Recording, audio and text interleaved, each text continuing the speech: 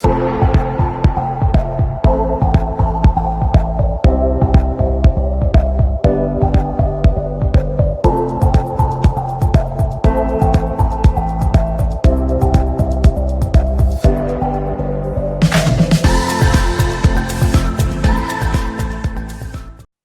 everybody, I'm Robin from thevibrantexperience.com, where we're all about living that fully alive, vibrant experience of life.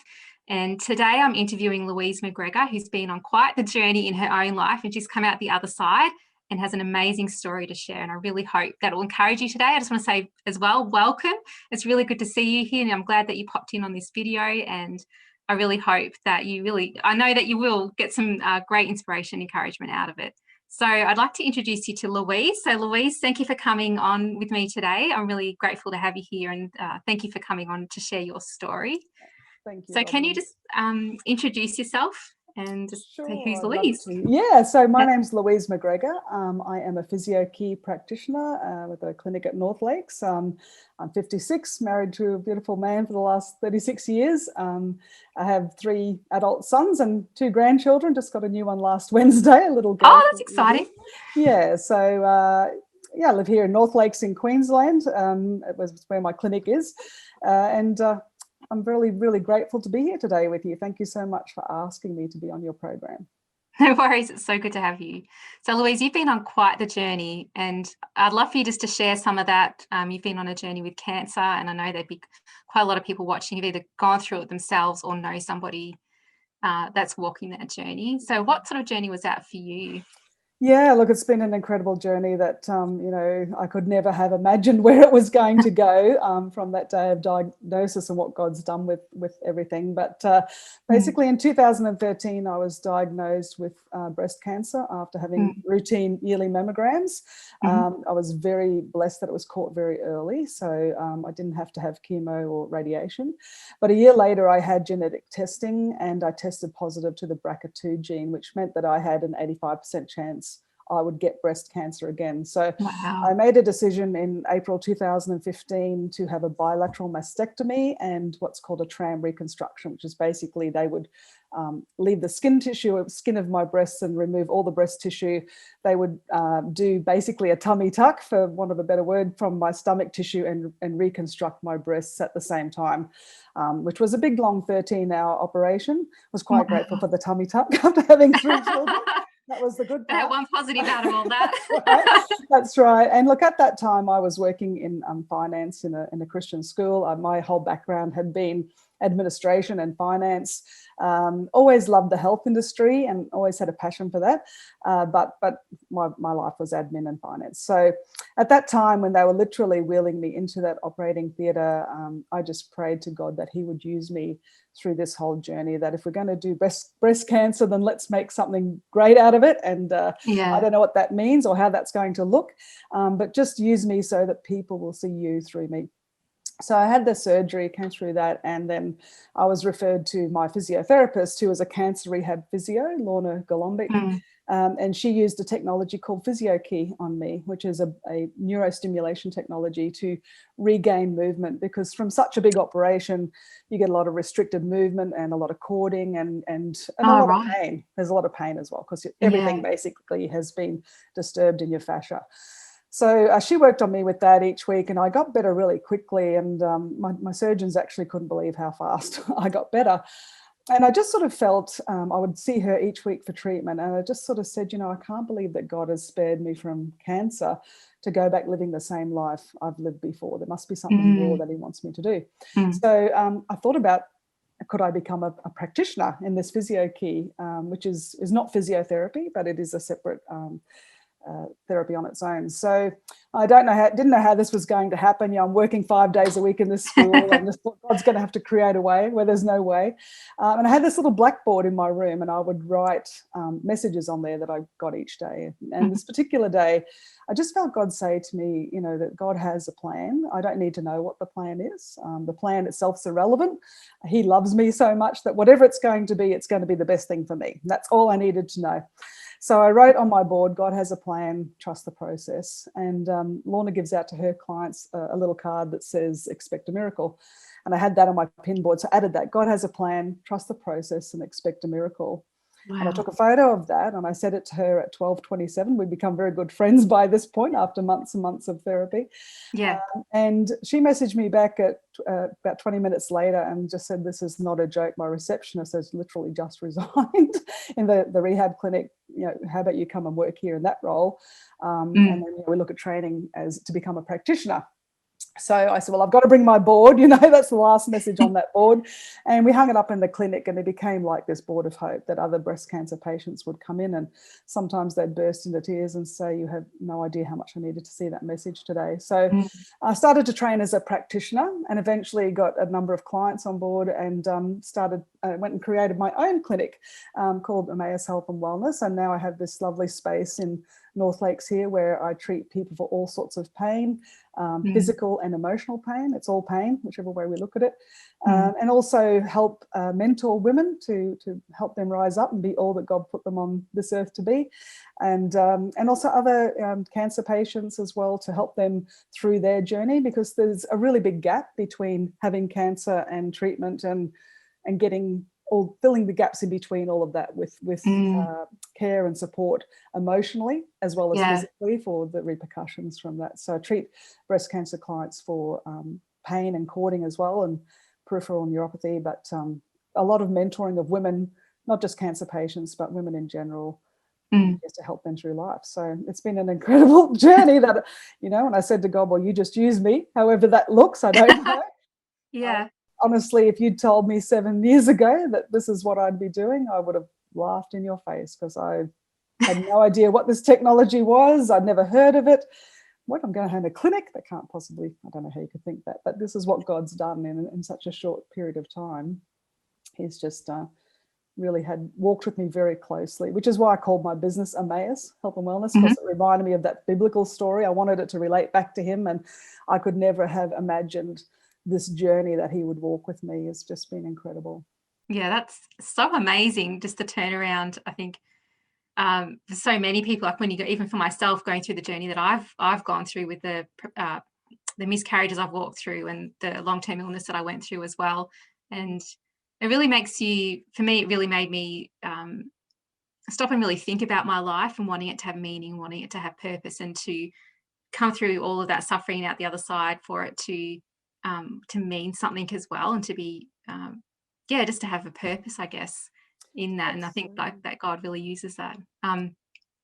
So just going back to like your journey when you're actually going through that surgery, and because that's a really tough journey, especially when you're dealing with a lot of pain as well, and just I'm sure you're just trying to cope with the next hour, let alone the next day. And so what's something that that you used to help you kind of get through that? Like what held you together, and just what are some things that helped you? Absolutely. Number one is my faith in God. Absolutely 100%. I could not have done this journey without him. And interestingly, when I said use me, and at that point I'm thinking, that I might heal quicker, or I might get to witness to somebody or whatever. And when in hospital, I had pain, but I actually never used the morphine, which they said was unusual. They said, look, this is not normal, Wow. And I said, look, I have pain, but it's not unbearable. Yeah. And also just the speed at what I got better. So definitely my faith. I have clung so much to God through this. And look, I would have said to you that I've always been a woman of faith. I grew up in a beautiful Christian family, and I have always had faith, but absolutely exponentially that has grown through this. So, and God's taught me a lot. There's been a lot of highs and lows through all of this. And so much learning for myself, and so much growth and refining. And when we refined, it's painful, like it's physically painful, it hurts. Yeah. But there's so much that we need to experience and grow through. And this is a thing, we all of us have a story. All of us have some adversity or some trial or some challenge or trauma or something that goes on in our life.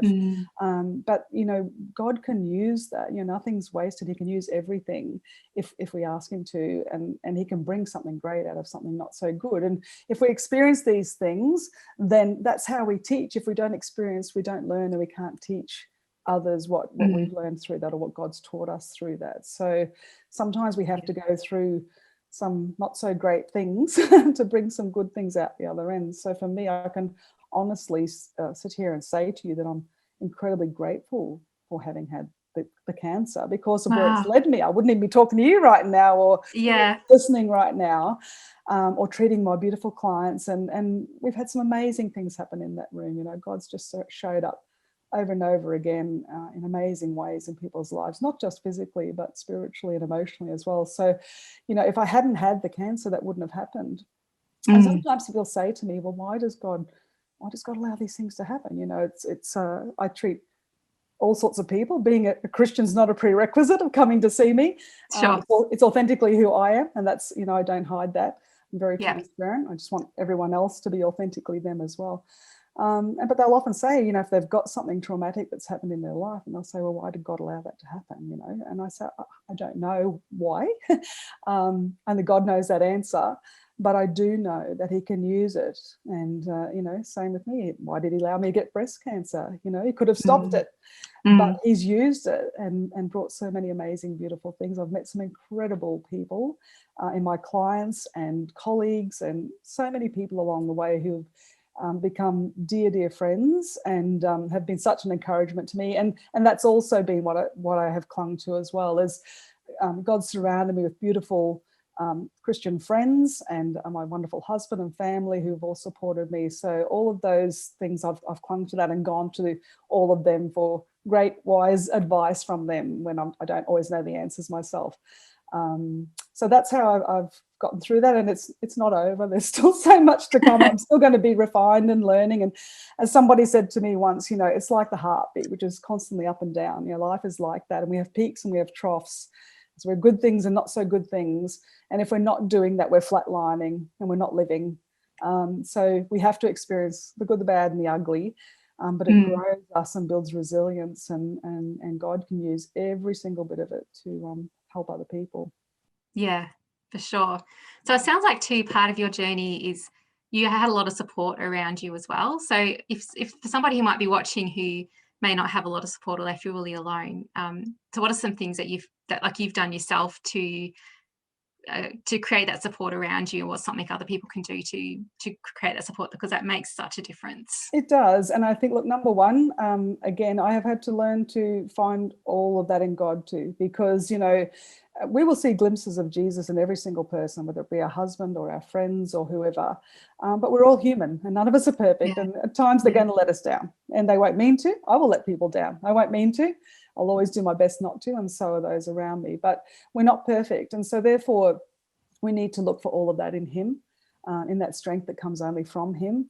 And when you make him number one in your life, and he's there 24/7, and you understand that he's everything that you need, then everything else is just extra bonus. You know, the people that you meet or that you have around you are just beautiful extra blessings on top of that. So there's a great author called Cindi McMenamin who has got an incredible series of books, and one of the ones I read of hers was Letting God Meet Your Emotional Needs, which I highly recommend.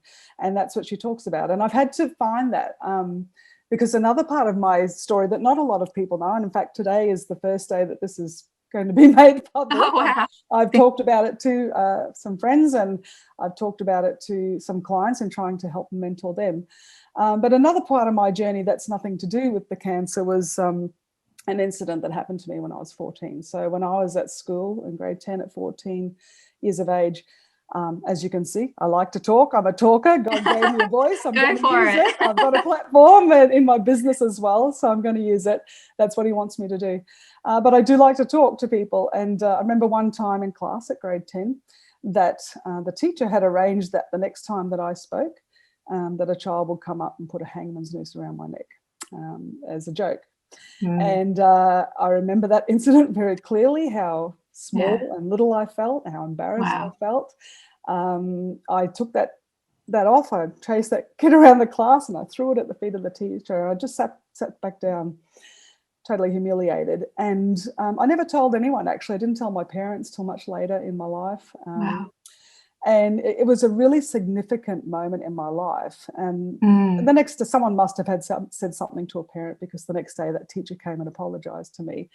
But the thing is, that 15 seconds at 14 years old in my life was very brief, but it affected me right till, I would say, 5 or 6 years ago, probably even 4 years ago. So I'm 56 now.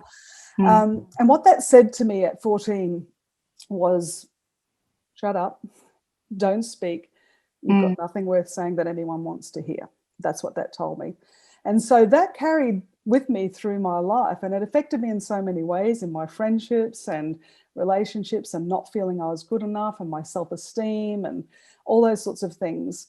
But what I've learned now, coming to this point in my life, and it took me a while to learn this lesson, so I'm sharing this with all of you. So if there's anyone out there that's gone through something similar of some kind of traumatic event, whether it be child abuse or bullying at school or a bad relationship or whatever, workplace bullying, that God can use that. So what I've learned now is that the enemy knew that this time in my life was coming, when I'd be interviewed by you and other podcasts that were coming, where I would speak life and love and mentoring women in my clinic who need to be raised up and told how amazing they are, because they are.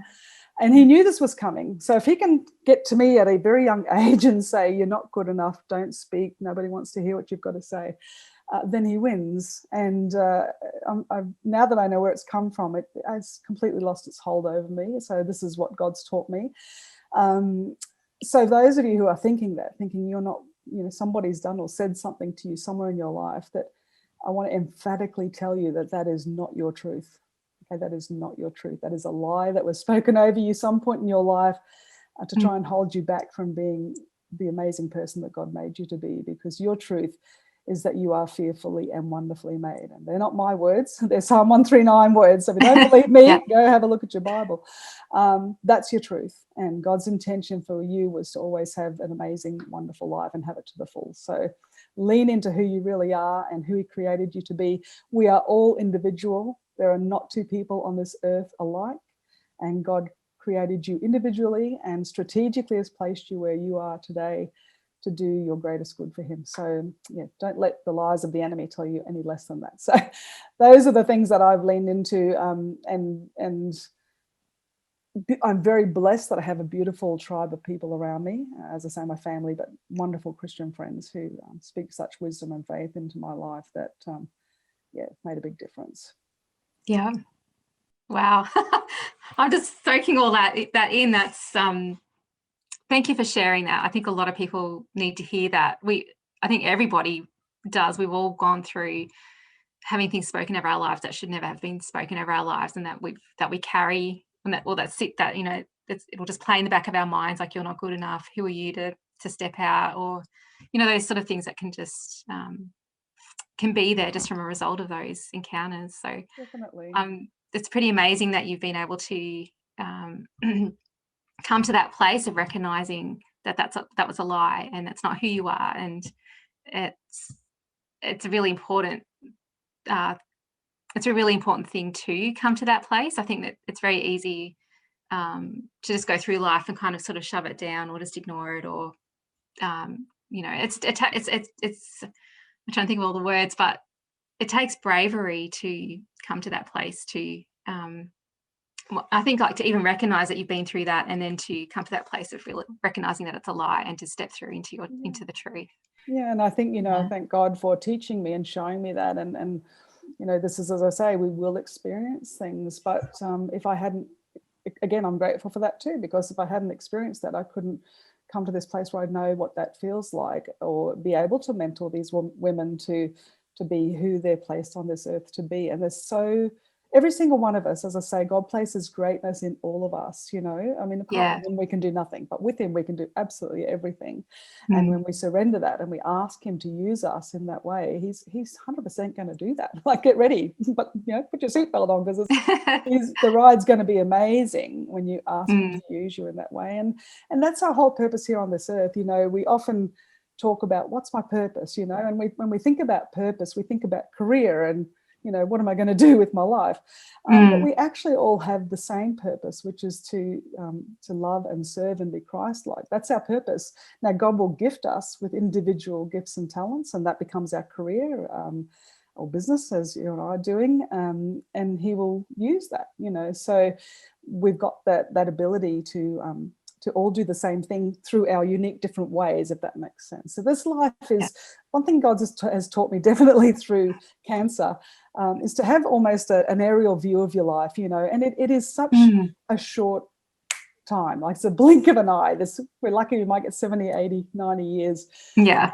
But it's a short time compared to eternity, you know, and it's the eternal life that matters. That's what we want to be working constantly towards, is that eternal life, and who we can bring with us in that journey, you know. Let's bring everybody with us, you know, and just love and serve all those put before you. You know, you might have people in your life who are quite difficult and they're not born that way. You know, things have happened in their life that have made them that way. And sometimes they just need to be loved and taken care of, and told that, you know, you've been fed a whole heap of lies about yourself your whole life, which is not your truth. You know, you're amazing and everybody's amazing. We've all got the ability to, that ripple effect of touching and reaching more and more people, you know.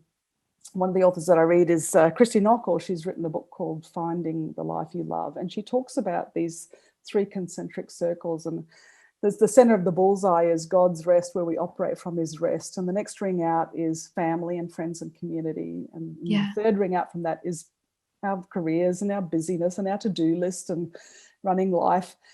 And most of us spend our time, we operate from that outer ring of busyness and trying to make our way back to God in rest. And, you know, we know that centrifugal force throws things out. It's very hard to work against it. So, but she talks about when you start from the rest, start from God in that rest and work your way out, everything functions so much better.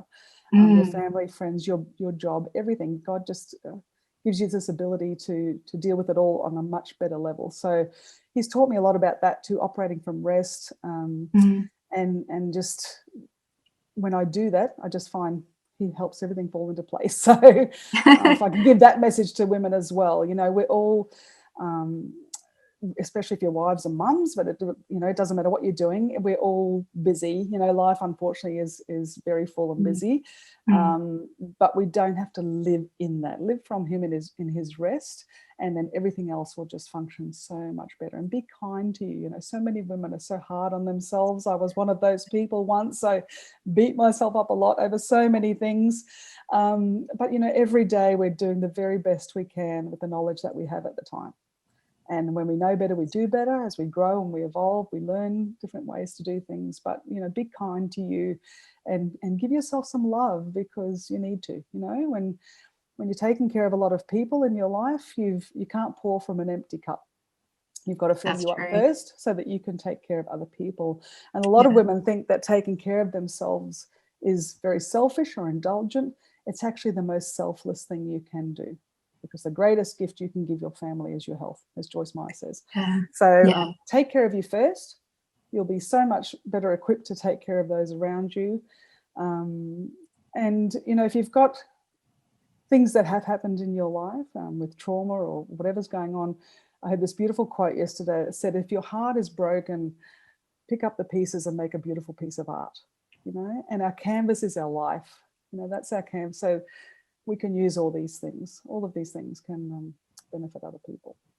That's so beautiful. And that saying is so beautiful. I've just recently come across how in Japan that when a piece of pottery breaks, they'll join it back together with gold. And I've only just learnt that recently. I don't know how I haven't heard of it before, but it creates something even more beautiful and more valuable. Yeah, to honour the cracks, and the light shines through the cracks. Yeah, it's not a bad thing. No, because it creates, again, something beautiful that you can teach to other people. So there's so much more than the things that happen to us in our life, if that makes sense. So been an amazing journey.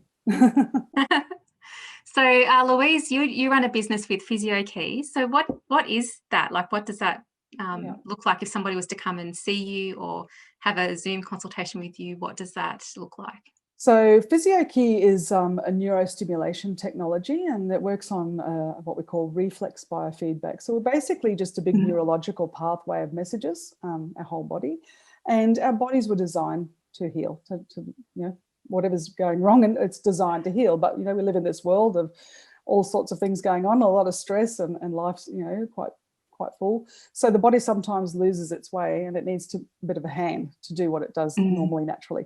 If people have had a condition for a long time, which we would consider chronic once it's over 6 months, then the body kind of loses its way. It decides that that's normal, what's happening, and it doesn't do anything about trying to fix it anymore. In particular with chronic conditions of pain, it kind of gets in this loop. And again, that can happen with emotional things and anxiety as well.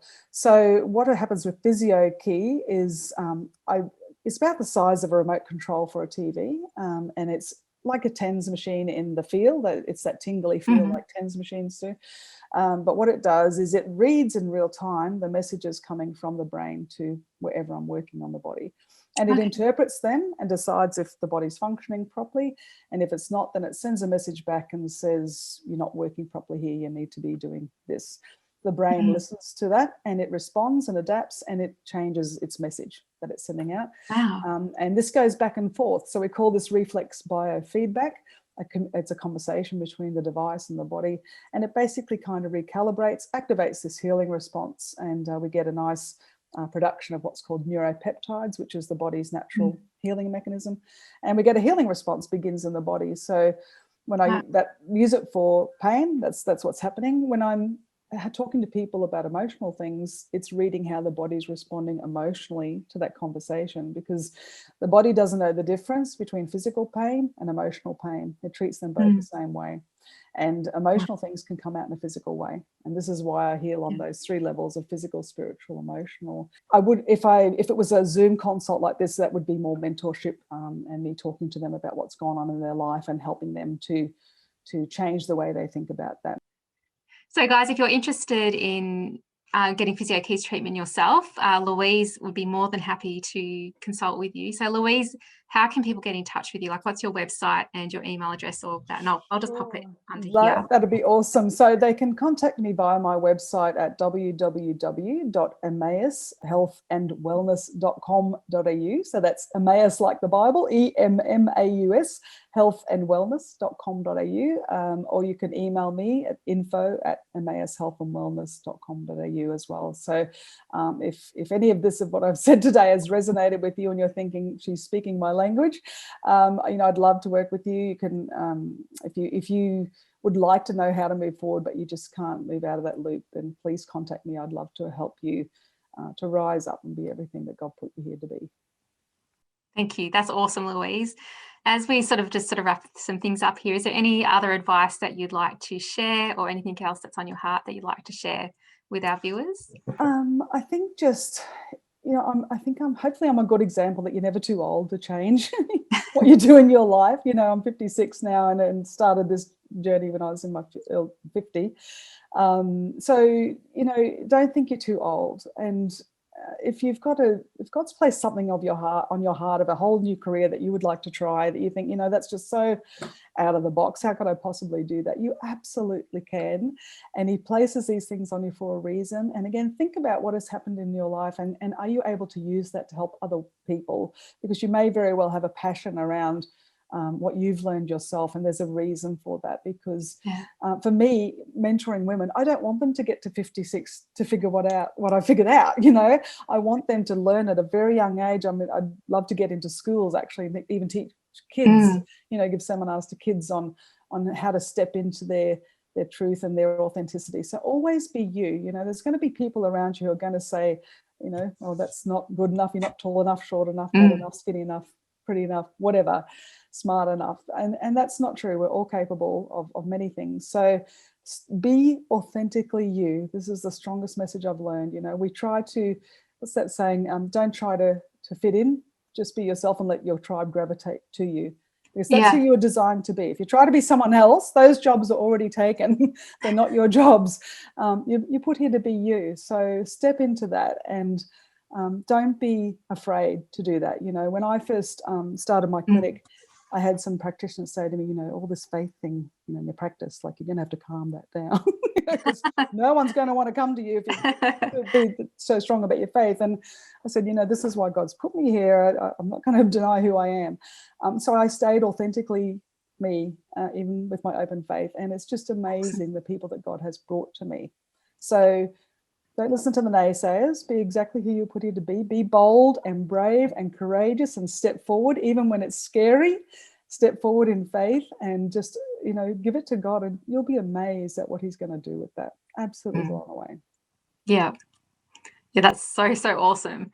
Louise, thank you so much for sharing your heart today. You've dropped so many gems, and I know that so many people are going to be so encouraged. I know that those of you watching, I know that that's really spoken to you, and I really hope that you'll take some of that away and put that into practice in your own life. Just remember that you have so much value and so much worth, and you are just creatively, uniquely you, and that is a beautiful, beautiful thing. So just wanted to, hopefully we've encouraged you today, and thank you for joining us. And thank you, Louise, for joining us. Thank you, Robin. I'm so honoured and privileged to be here with you today. And I really hope that this does resonate with people. And thank you for having me. I'm very grateful. Great. It's really good to have you here. Thanks, Louise. Bye, everybody. Bye. Thanks for joining us.